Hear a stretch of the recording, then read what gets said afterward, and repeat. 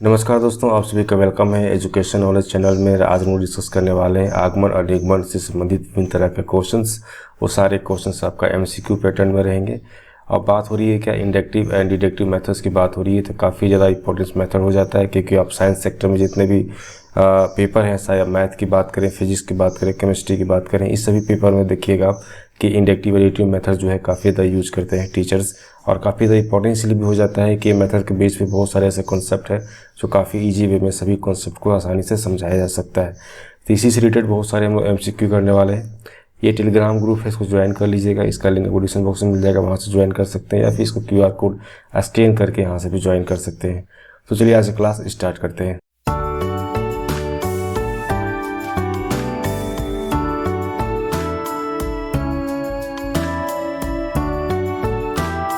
Video को like दीजिएगा और शेयर कीजिएगा अपने ग्रुप में। तो सब्सक्राइब नहीं किए हैं तो सब्सक्राइब कर लीजिएगा। कमेंट बॉक्स में बताइएगा कि दोनों मेथड में से सबसे अच्छा मेथड आपको कौन सा लगता है, इंडक्टिव मेथड अच्छा लगता है या फिर डिडक्टिव मेथड आपको अच्छा लगता है। अब आते हैं क्वेश्चन की ओर। पहला क्वेश्चन क्या है कि निम्नलिखित में से कौन सा गणित में आगमनात्मक विधि को सबसे अच्छी तरह से परिभाषित करता है। Which of the following best define the inductive methods in mathematics. गणित की बात कर रहे हैं तो गणित में जो है एक सबसे अच्छा तरीके से जो इसको डिफाइन कर सकता है, इसको परिभाषित कर सकता है, किसको, आगमनात्मक विधि को, वो कौन है। पहला ऑप्शन क्या है, समान से विशेष तक। दूसरा ऑप्शन है विशेष से सामान्य तक। तीसरा ऑप्शन है सिद्धांत से उदाहरण तक। और चौथा ऑप्शन है सूत्र से निष्कर्ष तक। तो हम बात कर रहे हैं क्या, आगमनात्मक विधि। ठीक है, हम बात कर रहे हैं इंडक्टिव मेथड। तो इंडक्टिव मेथड्स में क्या होता है, क्या है इंडक्टिव मेथड्स, पहले क्या होते हैं, बहुत सारे इसमें एग्जांपल दिए कि बेस पे क्या होते हैं कि उसके कोई भी टॉपिक को समझाया जाता है, कोई भी कॉन्सेप्ट को समझाया जाता है। और जब भी आप एग्जाम्पल के थ्रू से स्टार्ट करते हैं, उसके बाद धीरे धीरे क्या होते हैं, इसे कॉन्सेप्ट तक, उसके जो थ्योरी है उस थ्योरी तक पहुँचते हैं। तो यहाँ पे जो ऑप्शन जो विशेष रूप से देखने मिलेगा कि विशेष से सामान्य तक वो यहाँ बात करते हैं, तो ऑप्शन जो बी है इसका सही आंसर आपको देखने को मिलेगा। बात करते हैं नेक्स्ट क्वेश्चन की ओर। निगमनात्मक विधि निम्न से शुरू होता है। आप निगमनात्मक विधि की बात कर रहे हैं, डिडक्टिव मेथड्स की बात कर रहे हैं, तो कहाँ से शुरू होता है, ठोस उदाहरण से शुरू होता है क्या। दूसरा ऑप्शन समान नियम या सिद्धांत से शुरू होता है। या फिर तीसरा ऑप्शन वास्तविक जीवन की परिस्थिति से शुरू होता है। या फिर चौथा ऑप्शन परीक्षण और त्रुटि से ये शुरू होता है। कहाँ से इसका शुरुआत होती है, तो इसका शुरुआत आपको पता होगा कहाँ से होता है। इसका शुरुआत होता है आपका समान नियम या सिद्धांत से शुरू होता है। दैट मीन्स आपका ऑप्शन बी जो है इसका यहाँ पे सही आंसर है। नेक्स्ट क्वेश्चन है क्वेश्चन नंबर 3। कौन सी विधि अधिक छात्र केंद्रित और खोज आधारित होता है। ऐसा कौन सा विधि है जो सबसे अधिक जो है छात्र केंद्रित, मतलब क्या होता है, चाइल्ड सेंटर की बात कर रहे हैं। और क्या होता है, खोज आधारित होता है, मतलब उसमें ज़्यादा आपका क्या होता है, डिस्कवर करना पड़ता है। तो which method is more student centred and discovery based. कौन सा होता है, डिडक्टिव होता है क्या, इंडक्टिव होता है, या लेक्चर मेथड होता है, या डेमोन्स्ट्रेशन होता है। कौन सा मेथड इसमें देखने को मिलता है। तो यहाँ बात की जा रही है क्या, एक छात्र केंद्रित की बात हो रही है। दूसरा क्या है आपका, खोज आधारित होता है। तो खोज आधारित और छात्र केंद्रित किस मेथड्स में देखने को मिलता है, ये आपको मिलता है ऑप्शन बी में। आगमनात्मक की बात करते हैं, इसमें इंडक्टिव मेथड्स की बात करते हैं, इसमें आपको चीज़ दोनों देखने को मिलता है। तो ऑप्शन बी इसका सही आंसर है। नेक्स्ट क्वेश्चन की ओर बढ़ते हैं। Question number 4। कौन सी विधि में पहले विशिष्ट उदाहरणों के माध्यम से गणितीय नियम को सिद्ध करना सम्मिलित या फिर शामिल है। पहला ऑप्शन विश्लेषणात्मक, दूसरा ऑप्शन निगमनात्मक, तीसरा ऑप्शन आगमनात्मक, और चौथा ऑप्शन अनुमानी। ऐसा कौन सा जो विधि है जो क्या होता है, पहले विशिष्ट उदाहरण के माध्यम से ही गणित के जितने भी नियम, उसके जितने भी सिद्धांत हैं वो सभी सम्मिलित होते हैं। तो ऑप्शन यहाँ पे क्या हो जाएगा, सी। आगमनात्मक की बात करते हैं, इंडक्टिव मेथड्स की बात करते हैं, इसमें आपको ज़्यादातर ये देखने को मिलता है। तो ऑप्शन सी इसका सही आंसर है। नेक्स्ट क्वेश्चन की ओर बढ़ते हैं। Question number 5। त्रिभुज के सभी कोणों का योग 180 होता है। विभिन्न त्रिभुजों के उदाहरणों का उपयोग करके इसे सिद्ध करने के लिए कौन सी विधि अपनाई जाती है। निगमनात्मक, दूसरा ऑप्शन आगमनात्मक, तीसरा ऑप्शन विश्लेषणात्मक, तीसरा ऑप्शन प्रायोगिक। कौन से मेथड्स अपनाया जाता है, तो यहाँ पे क्या होता है आपका आगमनात्मक की बात करते हैं। यहाँ पे हम लोग इंडक्टिव मेथड्स की बात करते हैं, जिसमें क्या होता है कि काफ़ी काफ़ी ज़्यादा इसका इस्तेमाल किया जाता है जब हम क्या करते हैं किसी भी उदाहरण के बेस पर उसके बाद उसके सिद्धांत की बात की जाती है। तो यहाँ पे ऑप्शन बी जो है इसका सही आंसर होगा। इंडक्टिव मेथड जो है काफ़ी ज़्यादा यूज इसमें देखने को मिलता है। क्वेश्चन नंबर 6 में आते हैं हम लोग। निगमनात्मक विधि में शिक्षक की भूमिका मुख्य रूप से है। पहला ऑप्शन मार्गदर्शन करना और निरीक्षण करना। दूसरा ऑप्शन नियमों की व्याख्या करना और उसका प्रदर्शन करना। तीसरा ऑप्शन मुक्त अन्वेषण की अनुमति देना। और चौथा ऑप्शन समूह कार्य को सुगम बनाना। तो कौन सा ऑप्शन से सही होने वाला है? बात कर रहे हैं क्या, निगमनात्मक विधि की बात कर रहे हैं।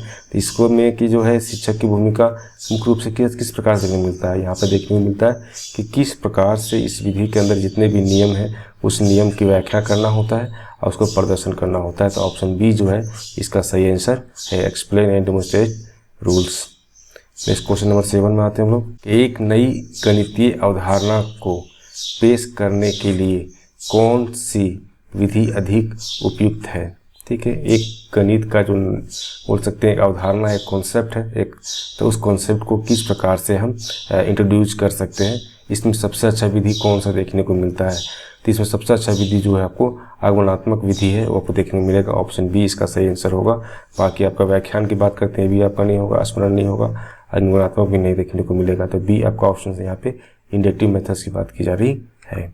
नेक्स्ट क्वेश्चन की बात करते हैं यहाँ पे, क्वेश्चन नंबर 8। निगमनात्मक विधि को प्राथमिकता दी जाती है जब, कब? पहला समय सीमित हो।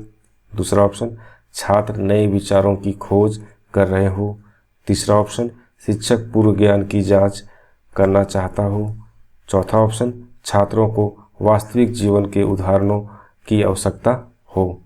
तो यहाँ बात हो रही है क्या, यहाँ हो रही है बात निगमनात्मक विधि की बात हो रही है, डिडक्टिव मेथड्स की बात होते हैं। डिडक्टिव मेथड्स में क्या होते हैं कि एक सीमित समय में क्या होते हैं, इसका जब हम लोग आसानी से इसका इस्तेमाल करते हैं। तो यहाँ ऑप्शन जो ए है वो सही आंसर होगा। ऑप्शन ए क्या, समय सीमित हो। ठीक है, टाइम जो है लिमिटेड होता है, तो उस सिचुएशन में क्या होते हैं कि हम लोग इंडक्टिव मेथड्स का इसके यहाँ पे इस्तेमाल करते हैं।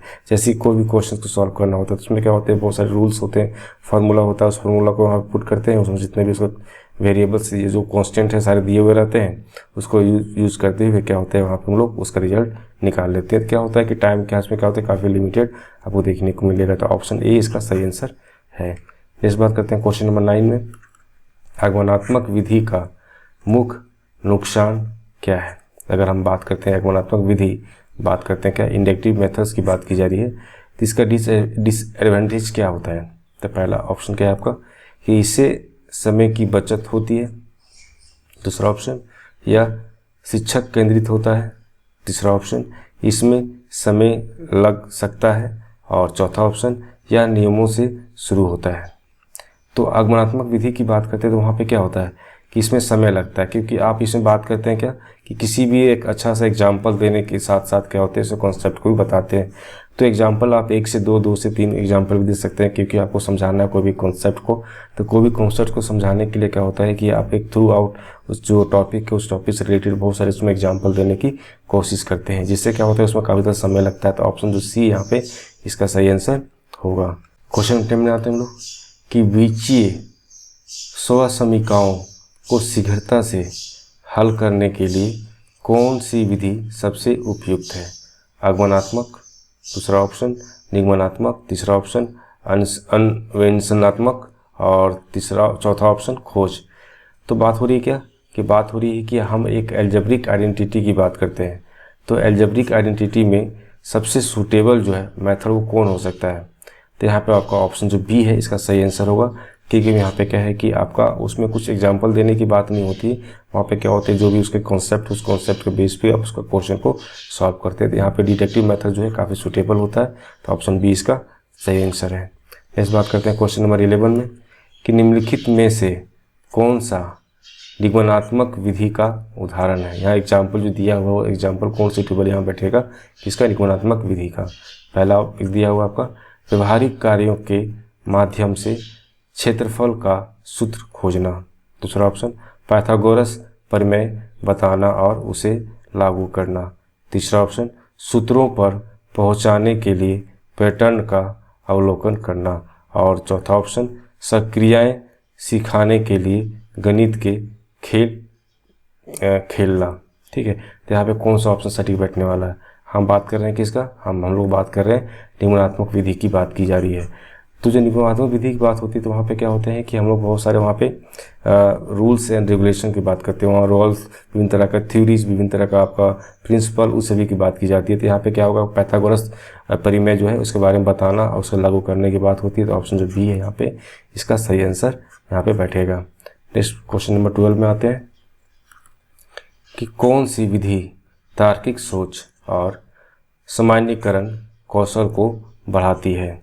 ऐसा कौन सा विधि है जो तार्किक सोच को भी बढ़ाता है और सामान्यीकरण कौशल को भी उसमें क्या होते हैं कि उसको बढ़ाने में या फिर बढ़ाता है? ऐसा कौन सा मेथड? पहला ऑप्शन क्या है आपका निगमनात्मक बात करते हैं, दूसरा ऑप्शन क्या है आगमनात्मक बात करते हैं, तीसरा क्या है स्मरण शक्ति और चौथा क्या है रटकर सीखना। रटकर सीखने की बात करते हैं तो यहाँ पे किसी प्रकार की तार्किक सोच की बात नहीं होती है, ये ऑप्शन आपका यहाँ नहीं मिलेगा। स्मरण शक्ति की बात करते हैं तो ये भी आपको यहाँ पे देखने को नहीं मिलेगा। निगमनात्मक क्या होता है कि बहुत सारे आपका सिद्धांत और रूल्स रेगुलेशन की बात करते हैं तो ये भी आपका ऑप्शन यहाँ पे नहीं होगा। तो ऑप्शन बी यहाँ देखने को मिलेगा कि आगमनात्मक मेथड्स की बात करते हैं, इंडक्टिव मेथड्स की बात करते हैं तो वहाँ पे क्या होता है कि तार्किक सोच या फिर लॉजिकल थिंकिंग का यहाँ पे ग्रोथ भी देखने को मिलता है और आपका जितने तरह के जो जनरल स्किल है, कौशल है, उसको भी बढ़ावा मिलता है। तो ऑप्शन बी इसका सही आंसर है। नेक्स्ट आते हैं क्वेश्चन नंबर 13 में। आगमनात्मक शिक्षण में सामान्यीकरण निम्नलिखित के बाद किया जाता है। अगर आगमनात्मक शिक्षण की बात करते हैं तो आगमनात्मक शिक्षण के अंतर्गत अगर हम बात करते हैं सामान्यीकरण जो है वो किसके बाद किया जाता है? नियम बताया जाता है, पहला ऑप्शन। दूसरा ऑप्शन निष्कर्ष निकाला जाता है, तीसरा ऑप्शन कई विशिष्ट मामलों का अध्ययन किया जाता है, या फिर लास्ट ऑप्शन छात्र प्रश्न पूछते हैं। इसमें कौन सा ऑप्शन सही बैठने वाला है? क्योंकि हम बात कर रहे हैं यहाँ पे क्या आगमनात्मक शिक्षण की बात कर रहे हैं, इंडक्टिव टीचिंग की बात कर रहे हैं। तो इंडक्टिव टीचिंग के अंतर्गत क्या होते हैं कि जो भी सामान्यीकरण की बात हो जाती है तो उसमें कुछ विशिष्ट मामलों का अध्ययन किया जाता है। तो ऑप्शन सी जो है इसका सही आंसर होगा। ठीक है, ऑप्शन सी यहाँ पे सही आंसर होगा। नेक्स्ट बात करते हैं क्वेश्चन नंबर 14 में। निगमनात्मक विधि के लिए छात्रों को चाहिए कि वे स्वयं नियम बनाएं, पहला ऑप्शन। दूसरा ऑप्शन अवलोकन करें और चिंतन करें, तीसरा ऑप्शन नियमों को स्वीकार करें और उन्हें लागू करें और चौथा ऑप्शन नए परिमेय बनाएं। तो जब निगमनात्मक सिद्धांत की बात करते हैं तो वहाँ पे क्या होता है कि जो भी उसका नियम है, जो भी उसका रूल्स है, उसको अप्लाई करने की बात होती है और उसके जो कॉन्सेप्ट हो किस प्रकार से लागू होना चाहिए उन सभी के बारे में ही बात होती है। तो यहाँ ऑप्शन जो सी है इसका सही आंसर होगा क्योंकि हम बात कर रहे हैं क्या डिडक्टिव मेथड्स की यहाँ बात हो रही है। नेक्स्ट आते हैं हम लोग यहाँ पे क्वेश्चन नंबर 15 में कि निगमनात्मक विधि की कौन सी सीमा है? अगर हम बात करें निगमनात्मक विधि तो उसका जो विधि कौन सा जो है सीमा होती है? पहला ऑप्शन रचनात्मकता को बढ़ावा देता है, दूसरा ऑप्शन समझ को बढ़ावा नहीं देता है, तीसरा ऑप्शन समय लेने वाला, या फिर चौथा ऑप्शन जांच को प्रोत्साहित करता है। तो निगमनात्मक विधि की बात की जाती है तो यहाँ पे क्या होता है समझ को बढ़ावा नहीं देता है कि उसमें कोई रूल्स होते हैं, कुछ प्रिंसिपल होते हैं, उसके बेस पे क्या होते हैं सारी चीज़ों को आप समझने की कोशिश करते हैं। तो यहाँ पे कोई ऐसा समझ की बात नहीं की जाती है। तो ऑप्शन जो बी है इसका सही आंसर होगा। नेक्स्ट आते हैं क्वेश्चन नंबर 16 में।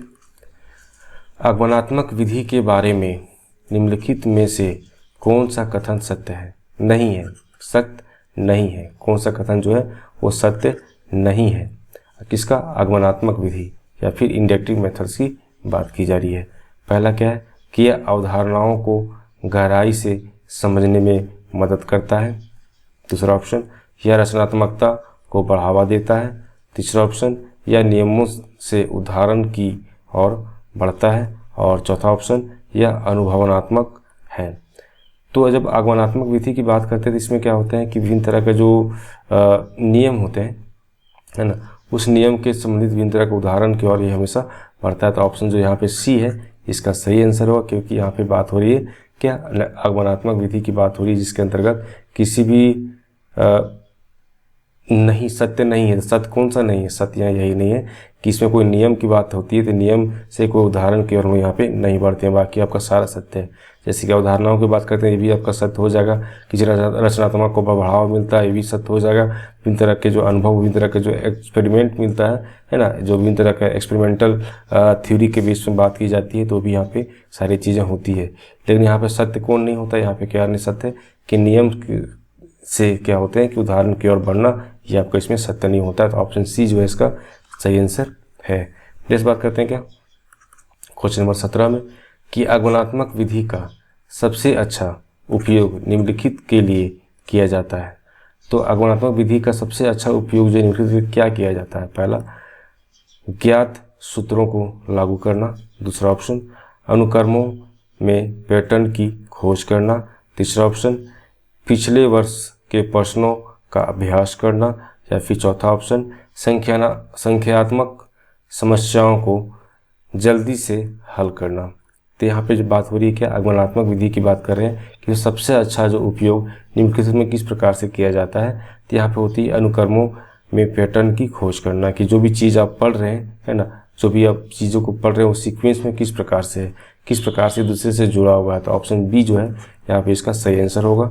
इस क्वेश्चन के बढ़ते हैं, निम्नात्मक विधि का कौन सा लाभ है?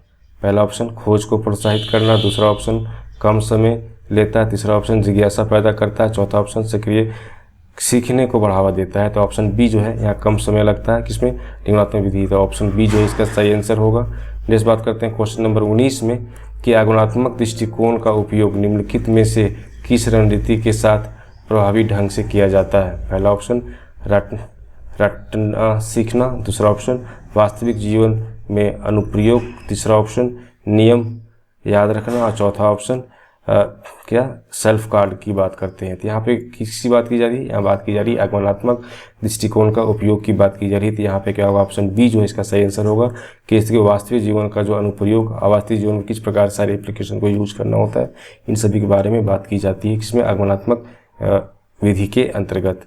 नेक्स्ट क्वेश्चन क्या आते हैं, निगमनात्मक विधि अधिक उपयुक्त है किसमें? चार में से कौन सा ऑप्शन सही होने वाला है? तो यहाँ पे बात कर रहे हैं किसका, कि निगमनात्मक विधि की बात कर रहे हैं ना। तो यहाँ पे क्या होगा, जो भी ज्ञात नियम होते हैं उसको सभी को अच्छी तरह से समझना, उसको लागू करने की, उसको डिस्कवर करने की बात होती है, या फिर उसको किस प्रकार से इसको यूज करना है इसके बारे में बात होती है। तो ऑप्शन सी जो है यहाँ पे सही आंसर होगा। तो आज का जो वीडियो उसको लाइक कीजिएगा, शेयर कीजिएगा अपने ग्रुप में। जो सब्सक्राइब नहीं किया सब्सक्राइब कर लीजिएगा।